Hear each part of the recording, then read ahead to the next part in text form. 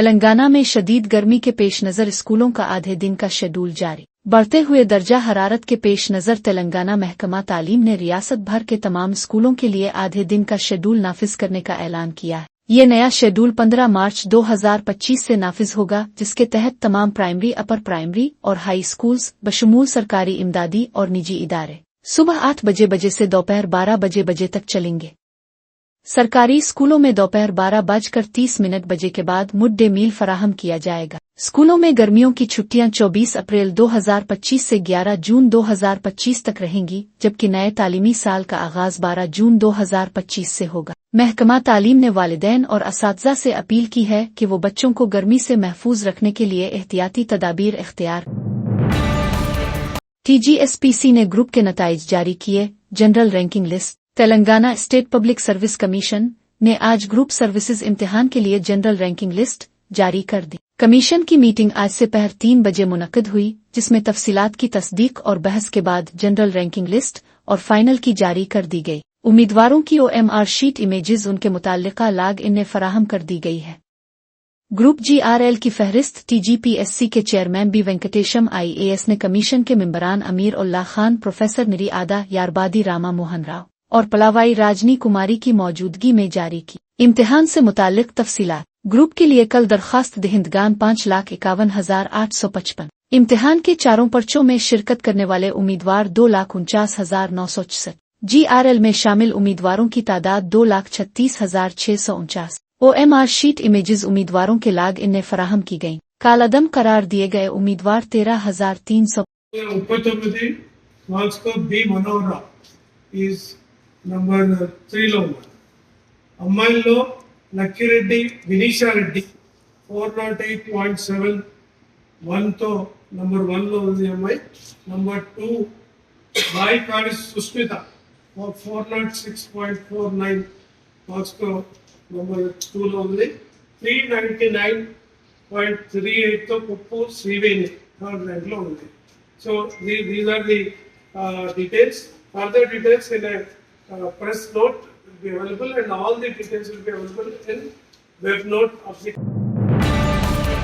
तेलंगाना भून में BRSLP इजलास का KCR की सदारत में आगाज। BRS सरबराह के चंद्र शेखर राव की क़यादत में तेलंगाना भून में BRS लेजिस्लेचर पार्टी LP इजलास का आगाज। इजलास में पार्टी के वर्किंग सदर KT रामा राव KTR समेत कानून साज कौंसिल और असेंबली के अराकीन की शिरकत। पार्टी के मुस्तकबिल के लायहा अमल, हिकमत अमली और अहम सियासी उमूर पर तबादला ख्याल। उपल में कांग्रेस और BRS कारकुनों के दरमियान तसादुम। वजीर श्रीधर बाबू के उपल के दौरे के दौरान BRS MLA बंडरी लक्ष्मा रेड्डी के हामियों और कांग्रेस उपल इंचार्ज पारमेश्वर रेड्डी के हामियों के दरमियान शदीद तसादुम हुआ। ये तसादुम पहले तल्ख कलामी से शुरू हुआ, जो बाद में झगड़े में तब्दील हो गया।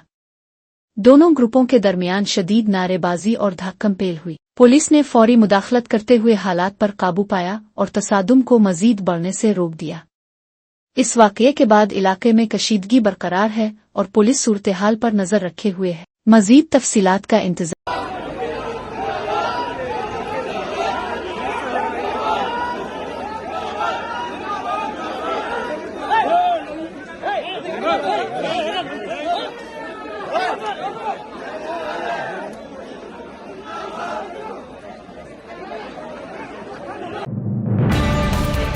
नरसिम्हपेट में मादिना पेट रोड पर एक जमीन के तनाज़े में कांग्रेस कारकुनों ने पुलिस पर हमला कर दिया।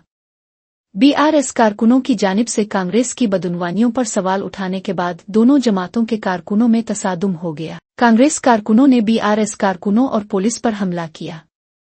पुलिस अफसरान CI रमनामूर्ति और SI रवि कुमार को कांग्रेस कारकुनों ने पत्थरों और आयरन राड से हमला किया। इस वाकये में कांग्रेस कारकुनों की जारहियत ने इलाके में कशीदगी पैदा कर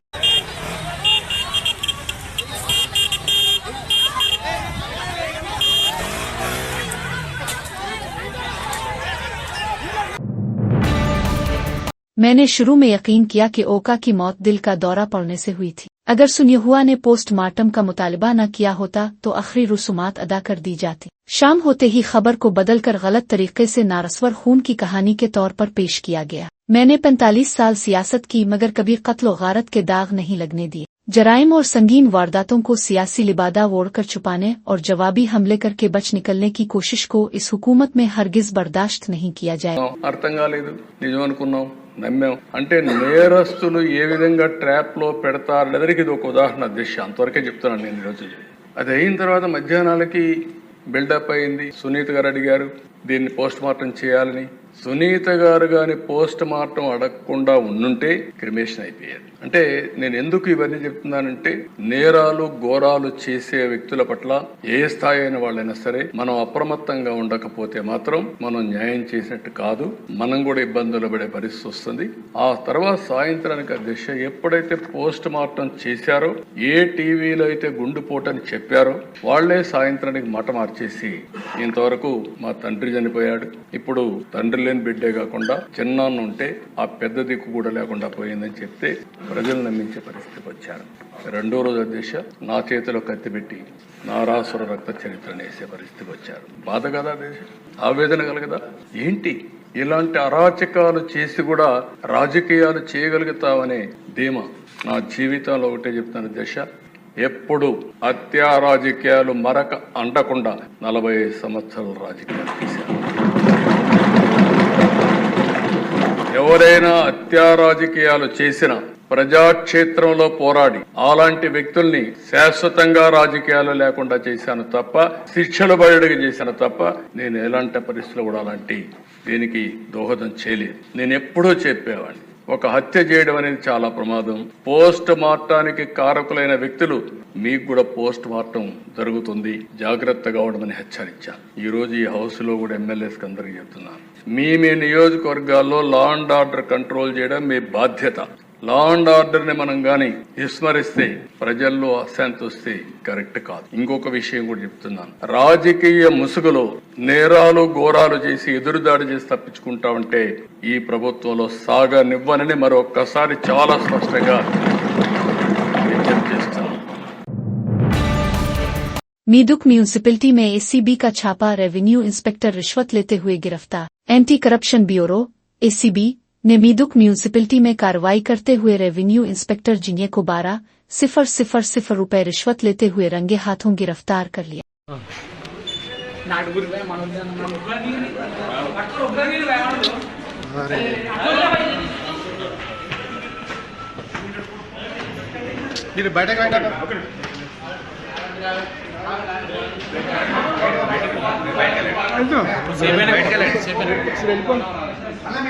నేను పిలిచి చెప్తాను సార్, మెసేజ్ ఇస్తాడు నీకు, సతీష్ నీకు మెసేజ్ ఇస్తాడు.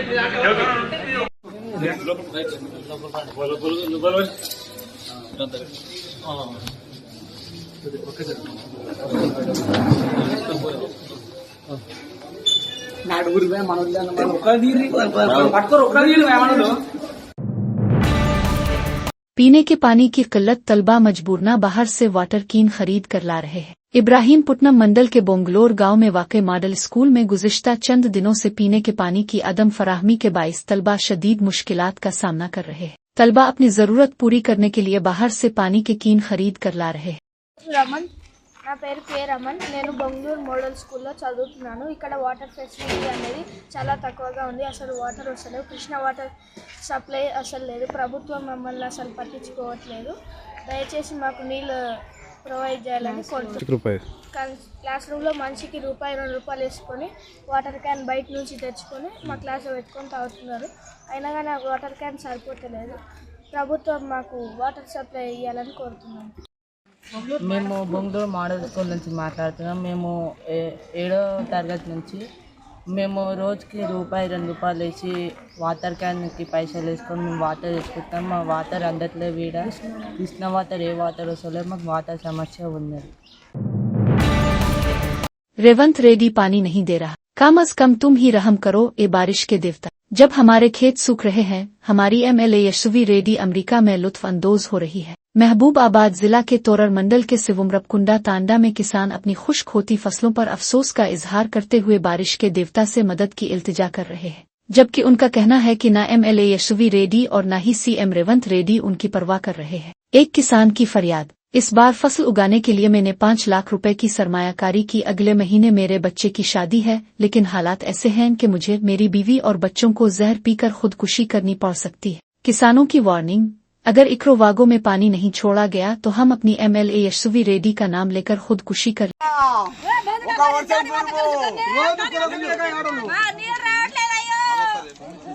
బంధుడా వాళ్ళు కావాలి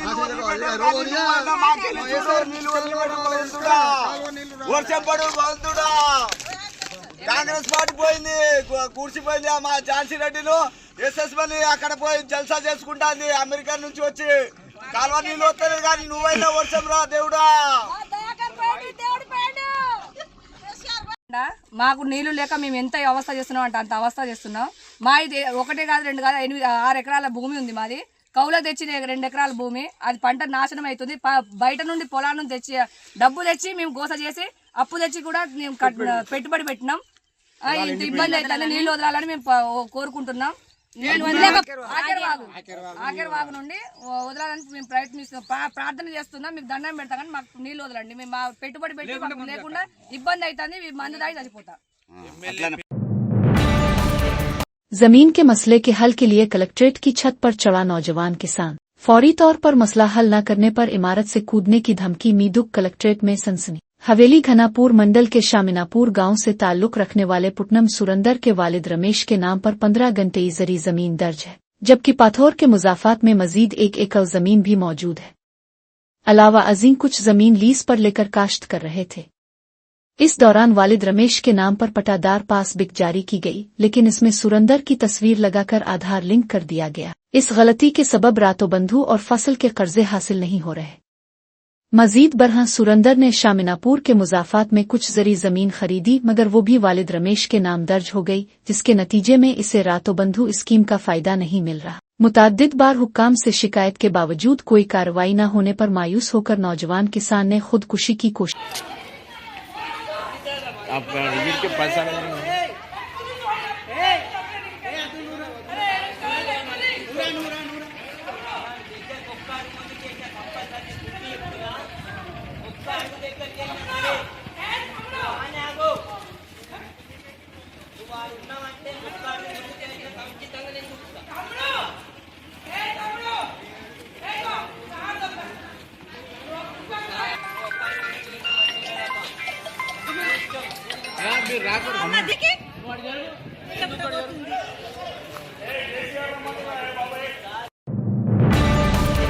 दूध के किसानों के साथ हुकूमत की बेहिस्सी। मुसलसल धरने और एहतजाज के बावजूद हुक्काम की अदम तवज्जो है। हुकूमत की तरफ से दूध के बिलों की अदम अदायगी के बाइस कर्ज के बोझ तले दबने का शको। रंगारेड्डी जिला के पडोपुर के करीब सिरी सीलम हैदराबाद नेशनल हाईवे पर दूध के किसानों ने रास्ता रोको एहतजाज किया। किसानों का मुतालबा कि हुकूमत फौरी तौर पर दूध के बिलों की अदायगी करे, बसूरत दीगर हुकूमत के नाकामी पर रेवंत रेड्डी को इस्तीफा देना चाहिए।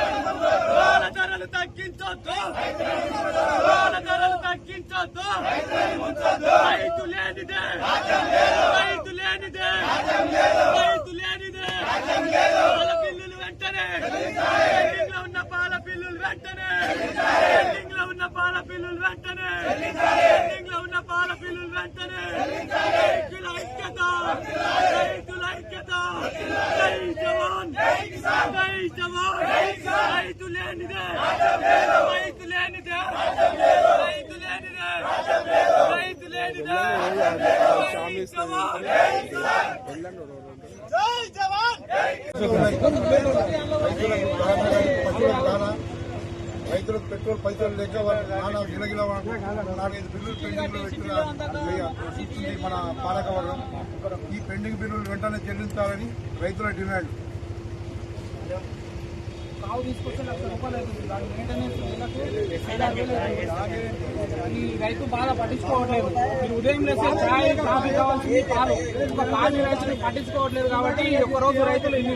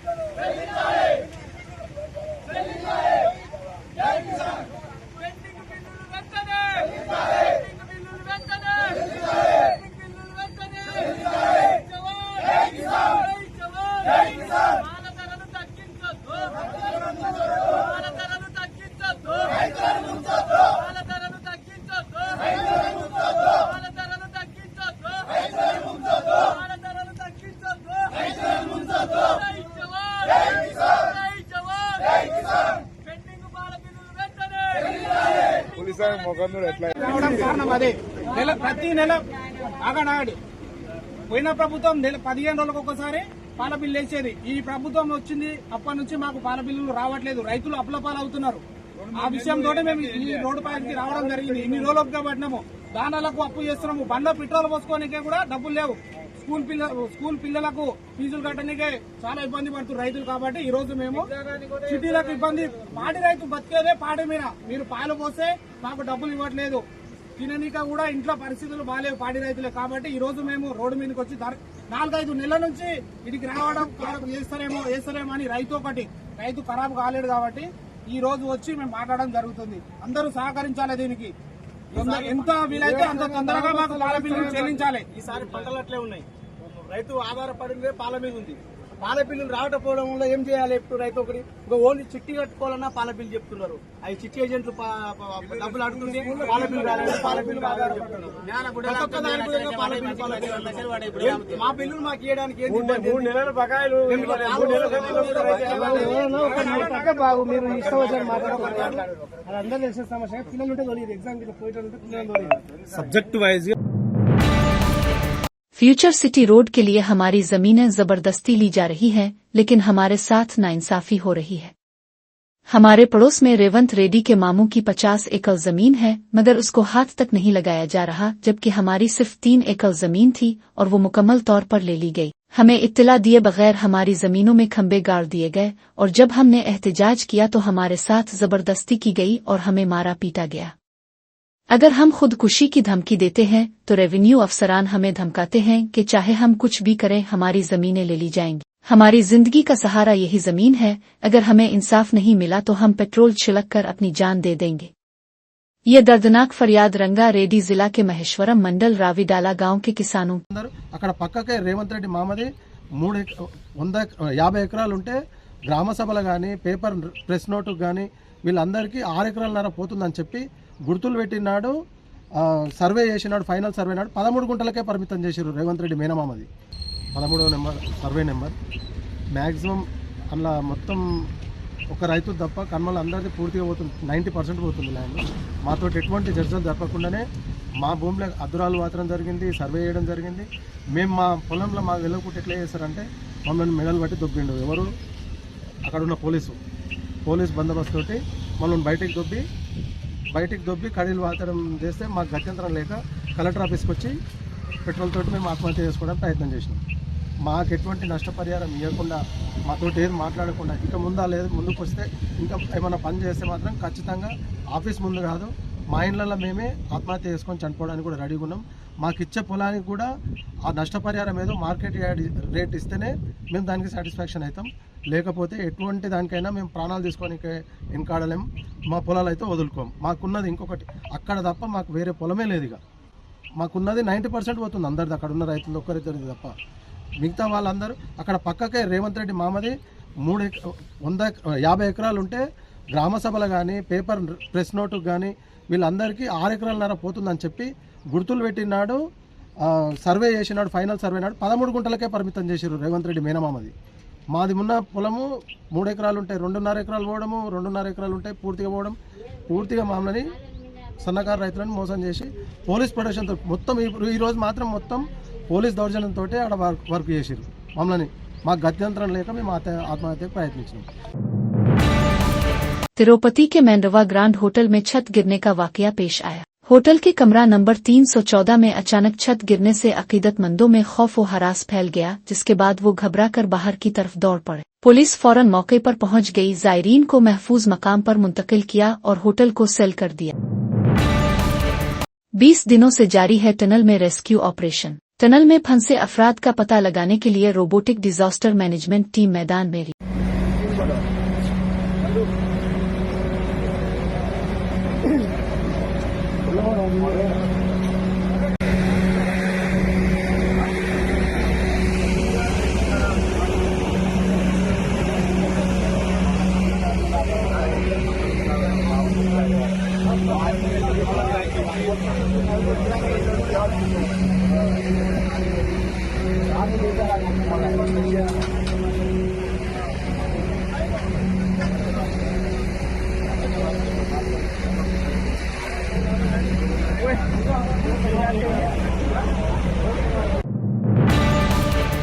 जाली डीएसपी गिरफ्तार। सूर्यापेट जिला के मिठमपली से ताल्लुक रखने वाला बेतेविला श्रीनिवास खुद को डीएसपी जाहिर करते हुए पुलिस और सिविल सप्लाईज डिपार्टमेंट में नौकरियां दिलवाने के नाम पर नौजवानों से बड़ी रकम वसूल कर रहा था। कोडड्डा की एक नौजवान खातून को एसआई की नौकरी दिलाने के बहाने 36 लाख रुपए वसूल किए, जबकि आंध्र प्रदेश से ताल्लुक रखने वाले नौजवानों से कांस्टेबल और जूनियर असिस्टेंट की मुलाजमतें दिलाने के नाम पर खतीर रकम हथिया ली। ताहम सूर्यापेट शहर के श्री ग्रैंड होटल की इंतजामिया ने मुश्तबा शख्स की इत्तला पुलिस को दी, जिसके बाद पुलिस ने मुलजिम को गिरफ्तार कर लिया। हैदराबाद के इलाके मुकपेटगंज में गैर कानूनी कुकिंग ऑयल रैकेट का पर्दाफाश। हैदराबाद के इलाके मुकपेटगंज में south east task force police ने एक बड़े गैर कानूनी कुकिंग ऑयल रैकेट का इंकिशाफ किया है। जाली और गैर मियारी तेल फरोख्त करने का ये कारोबार अवाम की सेहत के लिए इंतहाई नुकसानदेह साबित हो सकता था। ये कार्रवाई श्री गणेश बालाजी लिखदातार आयल, दुकान नंबर 261 मुकपेटगंज महाबोब मेंशन पर की गई, जहां जाली ब्रांडेड लेबल्स और पैकेजिंग का इस्तेमाल करके गैर मियारी और नाकिस कुकिंग ऑयल फरोख्त किया जा रहा था। ये न सिर्फ एक मालियाती धोखाधड़ी है, बल्कि अवाम की सेहत के लिए एक संगीन खतरा भी है। पुलिस की जानिब से की गई छापामार कार्रवाई के दौरान जाली कुकिंग ऑयल, ब्रांडेड बोतलें, लेबल्स और पैकेजिंग का सामान बरामद किया गया। ये तेल मरूफ कंपनियों के नाम पर फरोख्त किया जा रहा।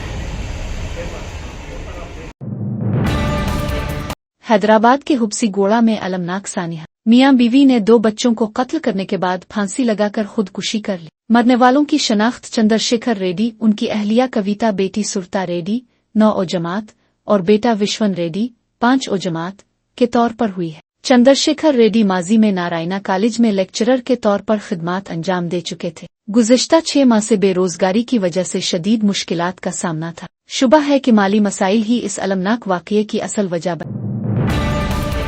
नई एजुकेशन पॉलिसी असातिज़ा की ट्रेनिंग पर जोर देती है, मगर नेशनल सैंपल सर्वे ऑफिस के मुताबिक मुल्क में सिर्फ 13 असातिज़ा ट्रेंड है। जब 80 करोड़ लोग 5 किलो राशन पर गुजारा कर रहे हैं, तो टेक्नोलॉजी पर मबनी तालीम आम लोगों तक कैसे पहुंचेगी? मौलाना आज़ाद नेशनल फेलोशिप को खत्म कर दिया गया और की किताबों से हिंदू मुस्लिम इत्तेहाद के असबाक हटा दिए जा रहे हैं। अब नई नस्ल को एक बदला हुआ तारीख पढ़ाने के नाम पर गुमराह कर रहे। टीचर्स ट्रेनिंग पर होना चाहिए, लेकिन जो नेशनल सैंपल सर्वे ऑफिस का आंकड़ा है वो कहता है कि इस देश में सिर्फ 13% टीचर हैं जो ट्रेंड हैं।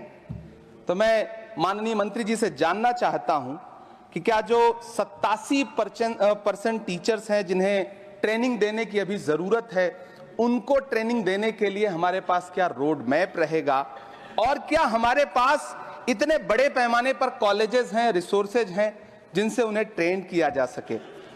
हमारी न्यू एजुकेशन पॉलिसी कहती है कि टेक्नोलॉजी पे जोर दिया जाए, और टेक्नोलॉजी के सहारे पढ़ाई को हमने कोविड के दौरान देखा भी है कि किस तरह से बच्चों को टेक्नोलॉजी के सहारे पढ़ाया गया। लेकिन मैं माननीय मंत्री जी से पूछना चाहता हूं कि जब इस देश में 80 करोड़ लोग 5 किलो राशन पे गुजारा कर रहे हों, तो क्या उन परिवारों तक इंटरनेट, कंप्यूटर, लैपटॉप जैसी सुविधाएं पहुंचाने के लिए कोई रोड मैप है ताकि उनके बच्चों को शिक्षित किया जा सके? मैं एक बहुत महत्वपूर्ण बात और सभापति महोदय यहां कहना चाहता हूं कि माइनॉरिटी कम्युनिटी से जुड़ा हुआ जो मदरसा एजुकेशन का पैटर्न है, उस पे बहुत गंभीरता से माननीय मंत्री जी से पूछना चाहता हूं कि जो न्यू एजुकेशन पॉलिसी है, कुछ मदरसे ऐसे हैं जिनको सरकार रिकॉग्नाइज करती है, लेकिन कुछ बड़े शिक्षण संस्थान हैं, नदवा और देवबंद जैसे, क्या न्यू एजुकेशन पॉलिसी के कॉन्टेस्ट में आपने इन बड़े संस्थानों से डायलॉग करने का कोई मानक या कोई बातचीत शुरू करने का प्लान बनाया है या नहीं? ये मैं पूछना चाहता हूं। और एक बहुत महत्वपूर्ण बात मंत्री जी से मैं पूछना चाहता हूं कि बहुत 30वीं यादों का बड़ा बयान, ये बिहार है, यहाँ एक मुसलमान की हिफाजत के लिए 5 हिंदू खड़े होंगे। बिहार के साबिक नायब वजीर आला और आरजेडी लीडर 30वीं यादव ने फिरका वाराना हम आहंगी पर एक मजबूत बयान दिया है। उन्होंने कहा कि बिहार में किसी भी कीमत पर दंगे नहीं होने दिए जाएंगे, चाहे इसके बदले इक्तदार मिले आ चला जाए, इसकी परवाह नहीं। उनके इस बयान ने सियासी हलकों में हलचल मचा दी है। अपनी तकरीर के दौरान 30वीं यादव ने कहा, ये बिहार है, यहाँ एक मुसलमान भाई की हिफाजत के लिए 5 हिंदू खड़े होंगे। इस बिहार ने तुम्हारे बाप तो गुड़िया तक को निपटा दिया है। जब तक बिहार में आरजेडी और लालू प्रसाद यादव के नजरिए को मानने वाले लोग मौजूद हैं, हम किसी भी हालत में फसाद नहीं होने देंगे। 30वीं यादव ने मजीद कहा कि उनके लिए इक़्तिदार से ज्यादा बिहार में अमन व अमान और भाईचारा जरूरी है। अब इसके बदले हमें हुकूमत मिले या ना मिले, हमें कोई फर्क नहीं पड़ता। उनके इस बयान को लेकर सियासी हलकों में गर्मागर्म बहस चल गई है। आरजेडी के हामी इसे सेकुलरिज्म की अलामत करार दे रहे हैं, जबकि अपोजिशन जमातें उन पर वोट बैंक की सियासत का इल्जाम लगा। ये बिहार है, बछौल समझ लो तुम। यहाँ एक मुसलमान भाइयों की रक्षा 5 6 हिंदू करेंगे। और यही नहीं, तुम जैसे, तुम्हारे बाप तो गड़िया जैसे बहुत लोग आए, सब लोगों को बिहार ने निपटा दिया।